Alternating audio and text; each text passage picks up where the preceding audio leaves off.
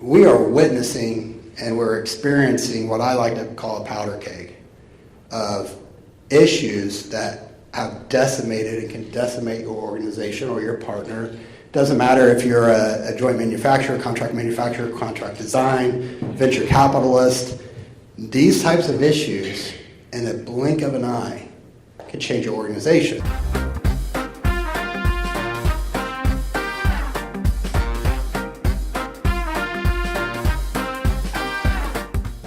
Thanks for having me, Joe. I think this is my fourth event to speak. What's it say on your name tag? Four. And it's your fourth. Yeah, so that's fourth. But for me, it's an honor to be here, and I'm going to talk about it at the end. And Joe and I, since we've met, we always kind of have this back and forth. What are you going to speak about? What's the title going to be? And he doesn't like my titles. I don't like his. I don't say it. He tells me he doesn't like my titles. So he just picks one, and then I just choose what I'm going to use. So what a dick.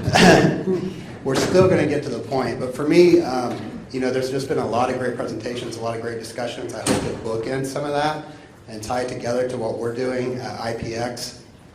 Because the world's changing. If you've heard me speak anywhere or at a prior event, even before the pandemic, we've been forecasting this for a while. Companies are going to struggle. Innovators are going to struggle if you don't look at your processes across the board. If you don't look at your operations across the board, if you don't have the right supply chain partners.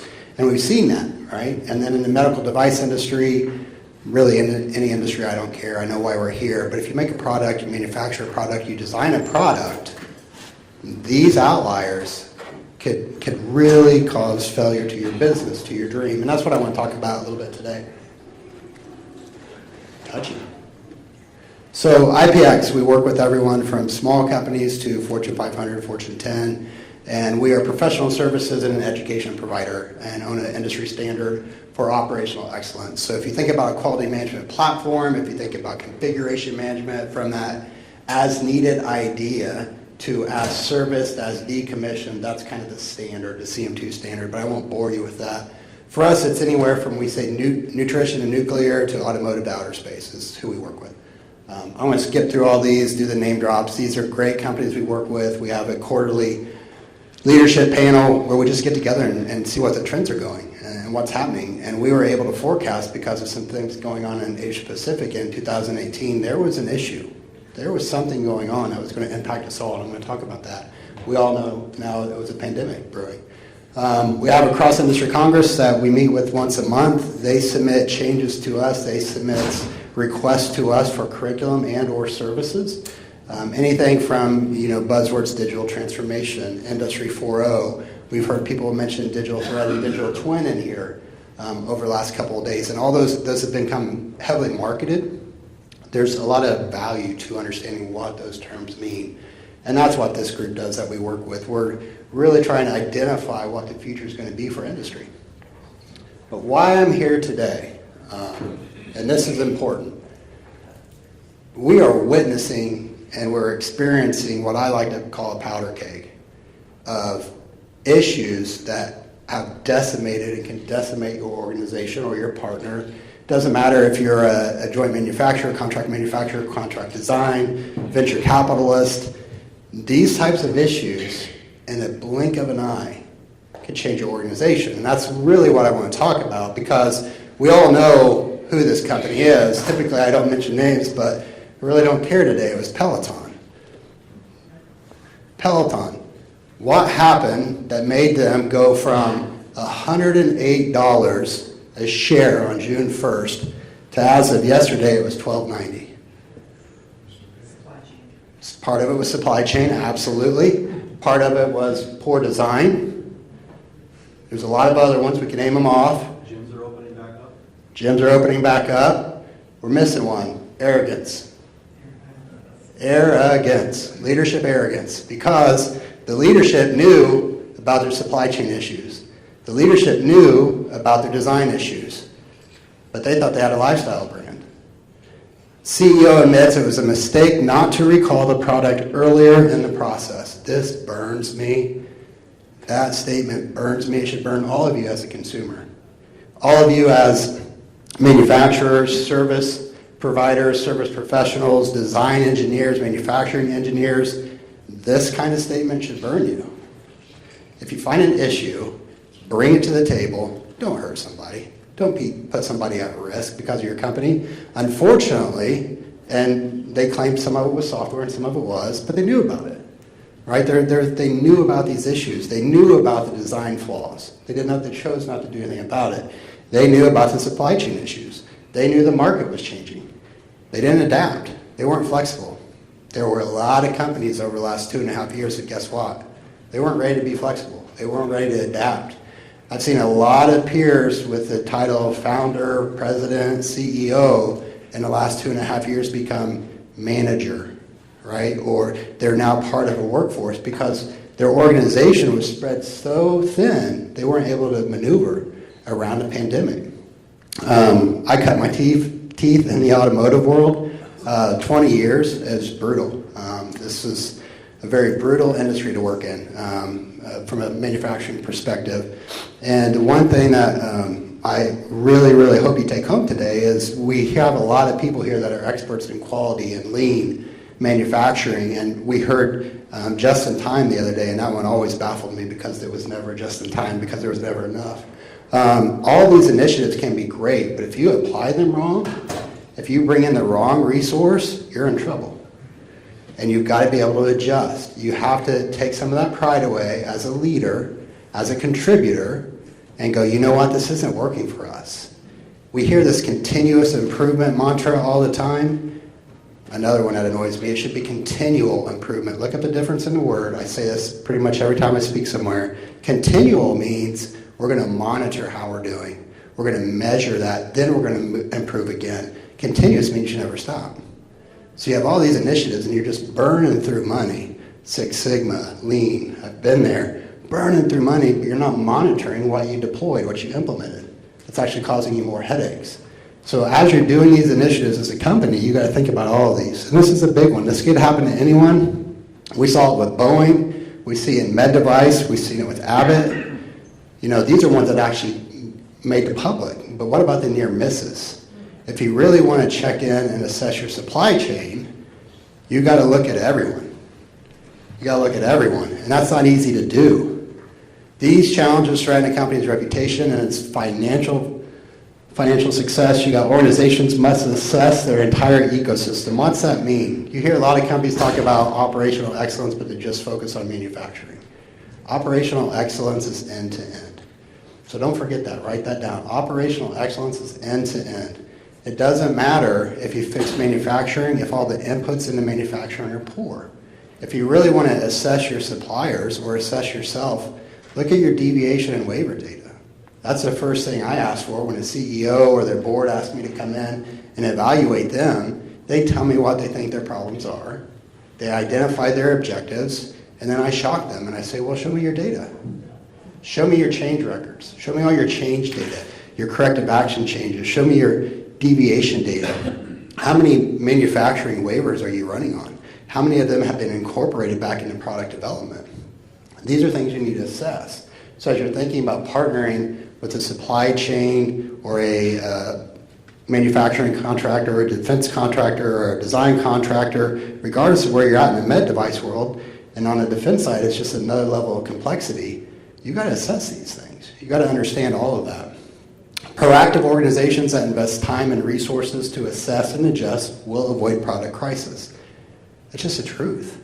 You got to be ahead of the game. We've heard a lot of great things. Dr. Dave talked about innovation and all the steps he has undertook and is undertaking to get to commercialization. A lot of steps. That's a first big step to being a real company. And that's one thing that we don't really work with our startups on, which is, so you got a great idea, you've validated it, you know people are going to buy it, but how are you going to sustain it? How are you going to scale that, right? Sustainability and scalability is a big thing. For a startup, you got to think about all of those, because otherwise your money's going to be taken by the VCs, your equity's gone, your control's gone, and all you see is a little bit of your dream, and it's just hanging on. You've got to think about this whole supply chain, the whole ecosystem of I have an idea, I got to validate it, I got to make sure I can sell it, market it, and then how do I ensure that I sustain and I grow? I'm not going to talk about Abbott. It's all in the news. We all know products cause death. It is what it is. And we see it as it outweighs the risk, right? The benefit outweighs the risk. The risk is death or injury. That's what they don't want to say that, right? They don't want to say that for the greater good, we're going to do this, or we're going to take that educated risk and hope no one gets hurt. But that's what it means. That risk is injury or death. So we have a duty in what we do to make sure once we release a product, it's good goods. We have to take the time, and this is a big mantra of mine, quality needs to come back, and I think it is coming back. There used to be a day where a company stood on its quality, and now we're standing on we're innovative. Yeah, but you're releasing stuff that's making people sick, or it's injuring young children, or it's killing adults. That's not quality and that's not innovation. That's just laziness. So for me, from an IpX perspective, we work with organizations to make sure these types of things don't happen, and they shouldn't happen. So for us, it's all about traceability. It's all about sustainability, scalability, and quality. And for us, again, as I mentioned earlier, there's a lot to a company. It doesn't matter if you're a startup. It doesn't matter if you're a large Fortune 500 organization. You have to know everything about your organization. The data, is it interoperable across all your systems? Are your processes based off of legacy mindsets? Guarantee you a lot of Fortune 500 companies, you'd be shocked if you actually went in and read some of their policies, their procedures, their administrative processes. It's baffling that they're able to operate. But because they're cash rich, they're able to survive. But as we know, that catches up to you, right? Anybody remember a company called Sears? My grandfather probably rolling over in his grave every day, knowing Sears is gone. That was the company. Sears was everything, just mismanaged. So it's very important for startups. It's very important for your large global corporations to be able to understand everything from as needed to as service to as decommissioned. I know we're going to talk about returns, your RMA process, a little bit later this afternoon. How do we manage that? Customer satisfaction. How do we get that included back into product development? That's where a lot of companies struggle, believe it or not. They have this amazing RMA process on how they get the return. And then they don't feed that back into product development. And that's one area we work with. What are you doing with that data? What are you doing with all that data you have? Your data rich. And we talked about earlier artificial intelligence. And that's what our CM2 baselines are. And I'm not going to go into a sermon about this, but artificial intelligence, and we kind of danced upon it earlier, you have action-based, right, which is robotic. We've been doing that for a long time. Then you have autonomous, which we've been inundated with autonomous capability. But what we're not saying is that cognitive, the adaptive intelligence. So we're going to give it a bunch of rules. We're going to give a machine a bunch of rules that's in the field, whether it be a drone, a boat, a car, a robot, a healthcare assistant that's a robot, that's coming soon. We're going to give it a bunch of data. This is where companies struggle. It's how they manage data. We could build the best robot with the greatest software and sensors that know how to handle a newborn baby to an elderly patient. We could do that. But where we need to get better at is all of this data, especially when we start talking about the cognitive side, when we talk about adaptive intelligence. That's where you're going to see more and more companies really start to struggle. And the one thing I didn't bring up earlier when we were talking about, sorry, I don't know your name, you brought up the artificial intelligence at a conference you're at. It's also about liability. You want to know why they don't want to answer your question? Because as soon as they make that choice, as soon as they program their software to take a life, guess who's liable for that death now? The manufacturer. That's why no one's answering that question. So this is all about how you manage your data, how you manage your changes to that data in the field. So this is a very, very complex thing. If you're dancing in the world of artificial intelligence, make sure you have control of your data. And for me, it's about an ecosystem. Understand your entire entity, your entire operations, from sales all the way into service and support. And the last thing for me, and this is the important one, this is my fourth time here, and this is a challenge to myself as well. I want you to identify, and I want you to write it down. This is a challenge. I want you to write it down. All of you somewhere in this room have to make money. I don't know what you all do, You have to survive, right? You're in a business. I want you to identify 3 or 4 people that you meet today that you can figure out how to work with in some way that's mutually beneficial. And come back next year and have that testimonial, because that's why we're here. We always use the word networking, and I haven't been great at it. It's more about collaborating. So I want you to figure out how you could utilize a relationship here for the good of both of your entities. And I think if we all do that, we'll have some great testimonies next year. And my last challenge is we got to make sure this event stays around. I'm putting that on my shoulders too. This is a good event. I've been at events where there's 1,000 people, and guess what? The ability to really collaborate is small. A small event like this, that boutique where you can network and collaborate, it's very important. So my challenge to all of you is let's figure out how we can scale this and grow it a little bit and make sure it's around for another 10 years, another 15 years. So, Joe, thank you.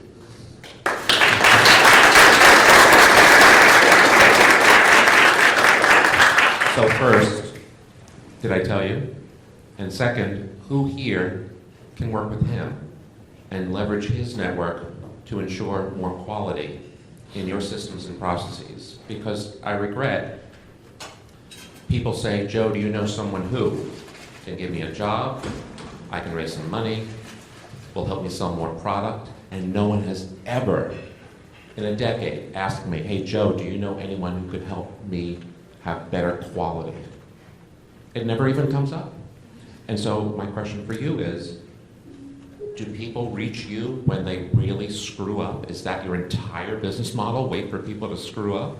Or, of course, spread the word at events like this so that they proactively find you. But is it really just yeah, I'll indulge the expense of engaging your team when I really have a problem? Is it that? I'd say it's 50-50. So we're definitely professional firefighters. We get called in when there's a major issue, when there's a spill. The other side of the house, and I authorize to say, for example, Apple, we've helped them with quality. Now they want to get innovation out the door faster. So they've brought us in because when you look at who we are and our framework, we get things out the door faster. Paul. Love everything you said. I'm trying to locate the budget from which people pay you when they ask you to come in and help. Is it from the innovation budget? Is it from the budget they typically use for a Lean Six Sigma project because they're thinking of constant improvement, things like that? And I've been involved with the Lean Six Sigma Institute as an example. The CEO is actually here in San Diego, lives here.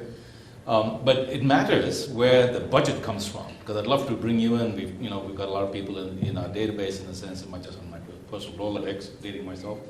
But it matters when they call you and how they pay you. So could you shed some light on that? Thank you, Paul. Yeah, that's a great question. There's a lot of variance to that, so I can't give you a straight one. I give you some case studies. We get a lot from engineering improvement, a big pot from operations improvement, and then the continuing education, and then the fourth one actually is at the board level or the C-suite level, which is we need to bring someone in that's not just here to give us philosophy, but here's all our objectives, and they set aside a dedicated. When you do it that way, when you have that very top line support, then these initiatives, everyone knows it's important. When you start kind of at that education, you work your way up, that bottom side up, it's a little more difficult. But we try to get at least at the VP level. So either it's from engineering, manufacturing, it could be from service, but I like to get it straight from the C-suite. Great. I'll be in touch. Awesome. You mentioned earlier that you haven't been great at networking, which is ironic given your role. Would you share ever so little, but just enough to give color about why are you so hard to get a hold of? I work a lot. I think I spoke at a university 2 weeks ago, young students, great students in Houston. They all have a dream. They all want to be entrepreneurs. And I told them, you're being lied to. Because everyone says they want to be a leader. You could buy a class for $229. But if you really want to be a leader of an organization, a global organization, you're going to work a lot. You're going to work a lot. And the people that work for you, guess what? They depend on you. So the reason I have a hard time networking at these events is because as soon as I'm done speaking, I have to work. Because I have customers, I have clients, I have employees, I have supply chain, and at my level, this is something that was never told to me. Once you assume a true leadership role, that's your job. Your job is to lead. Your job is not to sit back and push everybody else to do it, but to set an example and a lead. So for me, I'm doing my role. And if you would, for those who are joining us for the first time and may not have seen your content, ever quickly, what did you cover last time about quality and what inspired you to be in the business you are in? So for me, it was my son. My son was born, spent a lot of time in the NIC unit, has a rare genetic disorder, and during his time in the NIC unit, he was injured from some issues with poor process and poor medical device and poor quality control.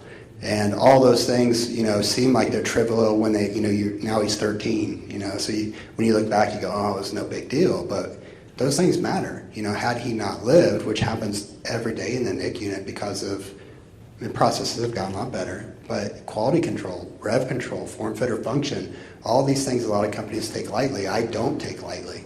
Form, fit, or function and new part numbers and rev control are very, very, very important. And you can't just say we're not going to do it because cost. Because as soon as you start getting in that gray world, you lose control. So for me, it's personal. And I don't accept someone releasing a product that injures someone. Accidents happen, but when you're dropping planes out of the sky because of software and sensors, that's a bunch of BS. When you're releasing food into the market that's contaminated because you don't have proper quality controls or processes, that's a bunch of BS. I mean, it goes on and on. And in your case, as I recall, the packaging difference between the adult-sized tube and the NICU tube to stick down your infant's throat was not delineated clearly enough, so the wrong one was put. Correct. They were controlling it by revision, not part number. And that did what? Caused him to have a permanent speech impediment. Could have been avoided. Yep, absolutely. So, any final thoughts? That's my friend Joe. Thank you.